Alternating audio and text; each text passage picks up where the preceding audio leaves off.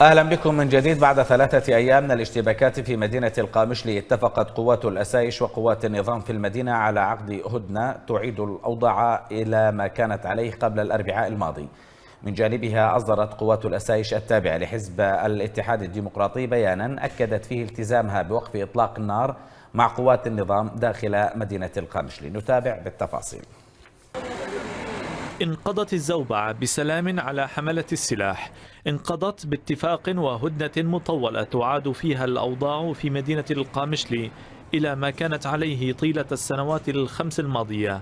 فبعد 3 أيام من الاشتباكات بين أسايش حزب الاتحاد الديمقراطي وقوات النظام في المدينة التي تحتضن خليطا كرديا عربيا مسيحيا، انتهت المعارك باتفاق بين الطرفين برعاية قيادات من رأس النظام، بينهم شخصيات إيرانية وروسية.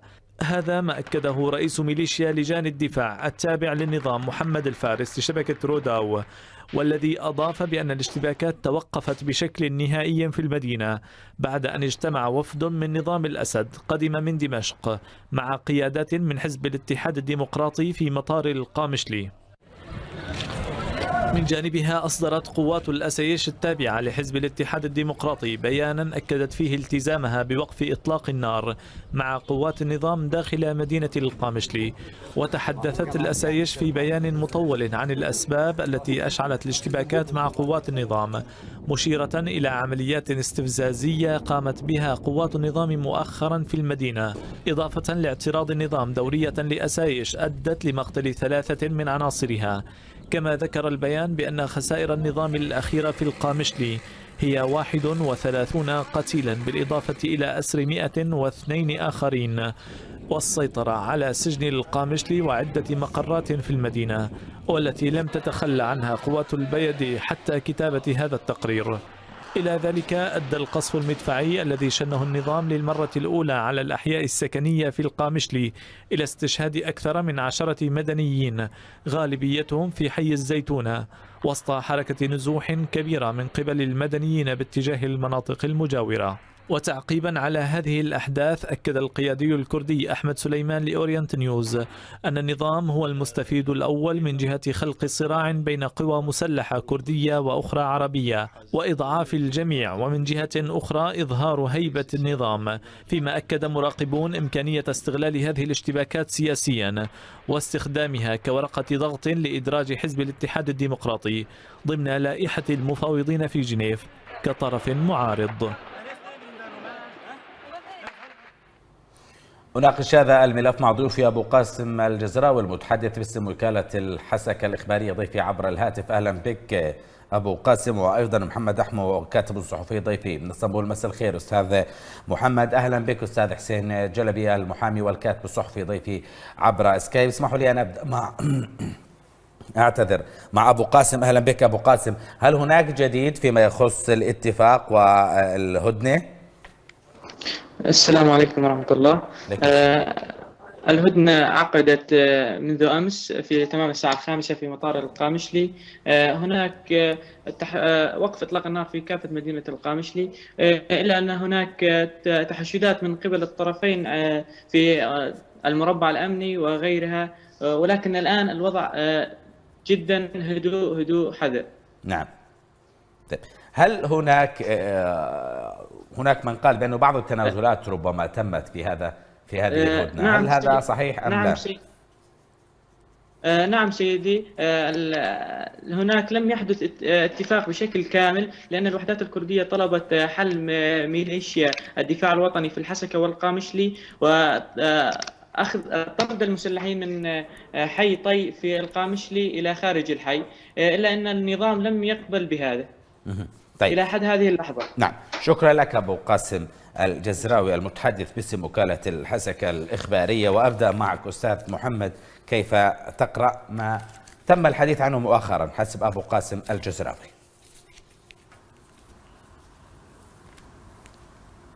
بداية أشكركم على الاستضافة ومناقشة هذا الموضوع الذي له أبعاد خطيرة على المنطقة، ويجب أن نضع النقاط على الحروف.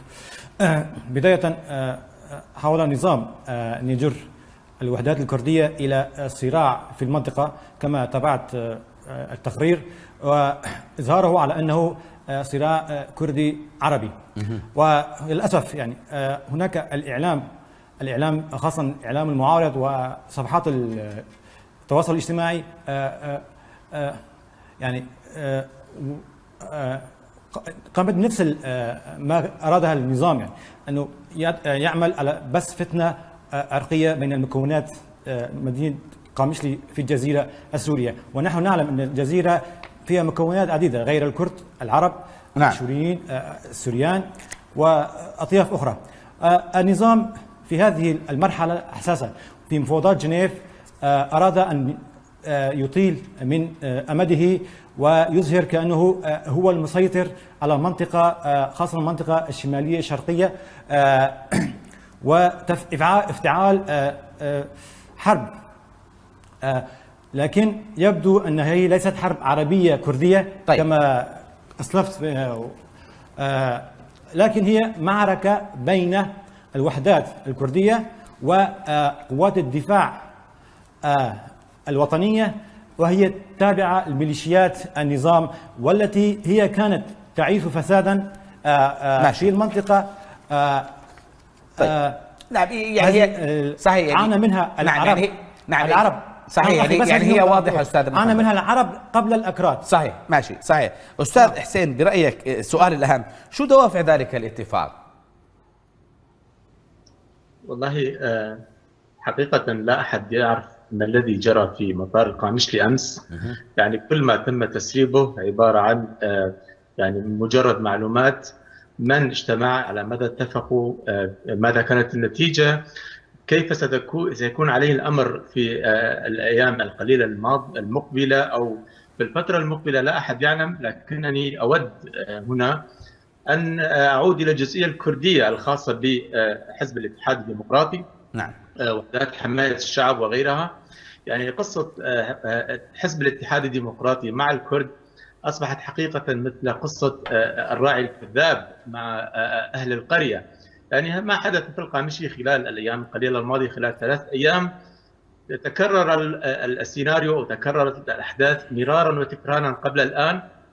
لا يعني وانتهى الأمر على ما بدأ به. خرج الناس لا يعرفون لماذا جرت الاشتباكات، ما الذي حدث، ماذا ستكون نتائج ذلك. وما حدث الحقيقة الوحيدة فيما يحدث حتى الآن، فيما حدث أمس، هم الضحايا المدنيون والرعب الذي أصاب الناس. هذه هي الحقيقة الوحيدة. ومتابعة حزب الاتحاد الديمقراطي لإجراءاته القمعية ضد الكرد. رأينا سمعنا اليوم بقيامه بإغلاق مكاتب حزبين كرديين في مدينة تلتمر. سمعنا أمس أو قبل أمس، أول من أمس، قيامه بتظاهرات في بلدة جيركي القريبة من رميلان بالتوازي مع الاشتباكات التي تجري في القامشلي للإساءة لرموز كردية كردستانية وكردية سورية. إذن القصة التي جرت لا أحد يعرف منها شيء غير وجود ضحايا مدنيين، وجود رعب أصاب الناس. طيب لكن هناك سؤال سأبدأ به الأستاذ محمد. أستاذ محمد، برأيك هل كانت هناك أي تنازلات قدمت لإخماد هذه النيران؟ وما هي هذه التنازلات ومن تنازل عنها؟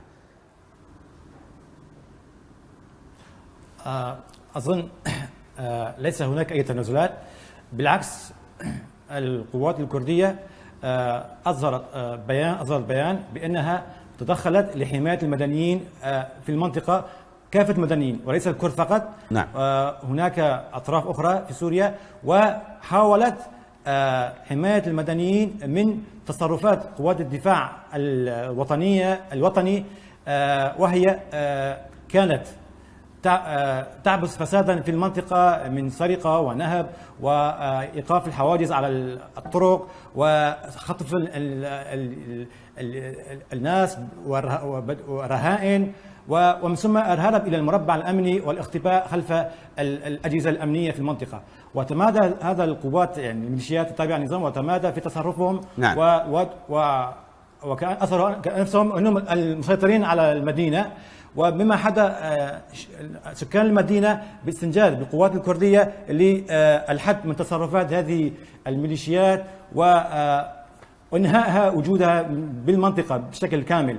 يعني مما ادى الى تدخل النظام ومساندة هذه القوات وضرب المناطق السكنيه بشكل عشوائي لإخافة القوات الكرديه. طيب اذا كنت تستبعد استاذ محمد تقدم، ولكن القوات الكرديه اذا فقط نقطه، القوات الكرديه تقدمت وحررت سجن علايا وحررت المساجين وتقدمت الى مناطق اخرى، الى مناطق تلك الاحياء المواليه لقوات الدفاع الوطنيه التي كانت تعبث فسادا في المنطقه. ماشي استاذ محمد، اذا كنت تستبعد انت على وجه الخصوص ان يكون هناك اي تنازلات من الطرفين، استاذ حسين تحدث بانه لم يرشح اي شيء عن ما تم الاتفاق عليه في مطار القامشلي، لكن استاذ حسين ما هو دور يعني قراءتك الروس والإيرانيين في هذا الاتفاق؟ حقيقة روسيا مثل إيران يعني لها الباع الكبير في الملف السوري وفي الملف الكردي السوري أيضا.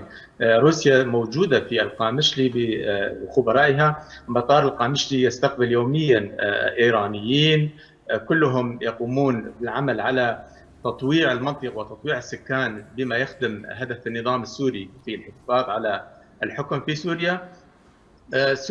روسيا وإيران يحاولون قدر الإمكان عدم يعني جلب الوجع، جلب الصداع لرأس النظام السوري لكي يتفرغ لمناطق سورية أخرى. هذا ما عليه الأمر منذ بضع سنوات وليس أمس. الخلاف الذي حدث بين حزب الاتحاد الديمقراطي وجيش الدفاع الوطني هو خلاف بين أصدقاء، يعني الطرفين يعملان بموجب اتفاقية أو بموجب خطة يضعها النظام، لكل منه مجاله لخدمة النظام السوري. حزب الاتحاد الديمقراطي يسيطر على الملف الكردي. خلال مسيرته منذ 3-4 سنوات مع الكرد قام بتهجير مئات آلاف الكرد عبر إجراءات قمعية، عبر طلب يعني إرغام الكرد على التسليح. حاليا لا يوجد شباب كرد في المنطقة. أستاذ حسين ماشي، بدي أسألك سؤال فقط واحد، يعني هذا السؤال جاء حسب متابعين الحديث يقول بأنه هذه الاشتباكات جاءت فقط حتى يثبت حزب الاتحاد الديمقراطي بأنه معادي لنظام الأسد، وبالتالي يكون له نصيب ضمن الخطة الروسية الإسرائيلية الجديدة التي تقضي بوجود أطراف عدة من المعارضة للتفاوض، وأن تكون الهيئة العليا لها 3 أشخاص فقط هي أقلية. تؤيد أم تعارض ولماذا؟ أنا شخصيا لا أستبعد هذا السيناريو، خاصة أن الاشتباكات تزامنت مع توقف أو إعلان وفد تفاوضي للمعارضة عن وقف المفاوضات مع النظام السوري. نعم. وإعلان روسيا من جهة أخرى بأن المفاوضات سوف تستمر بمن حضر، أو المفاوضات لم تتوقف حقيقة. يعني يحاول النظام السوري منذ وقت طويل ويساعده حزب الاتحاد الديمقراطي في هذه المسألة في تسويق حزب الاتحاد الديمقراطي كمعارض للنظام، وهذه حقيقة يعني ديماغوجية كبيرة. حزب الاتحاد الديمقراطي لم يكن يوما معارضا للنظام. نعم. هو يتواجد يعني يتجاور ويتحالف، وكل ما يجري في القامشلي والمناطق الكردية باتفاق بين الطرفين. صح. يعني معروف إذا كان النظام قد قصف المناطق المدنية فهي لم تكن يعني كضغط على حزب الاتحاد الديمقراطي. هو يدفع المدنيين يعني لمزيد من الارتماء في أحضان حزب الاتحاد الديمقراطي باعتباره المنقذ بين قوسين الوحيد للكرد بعد أن شرد هذا الحزب جميع القوى التي كان يمكن المراهنة عليها. إذن ممكن هذا السيناريو، وممكن أيضا أن تكون هنالك خلافات شخصية أو خلافات على يعني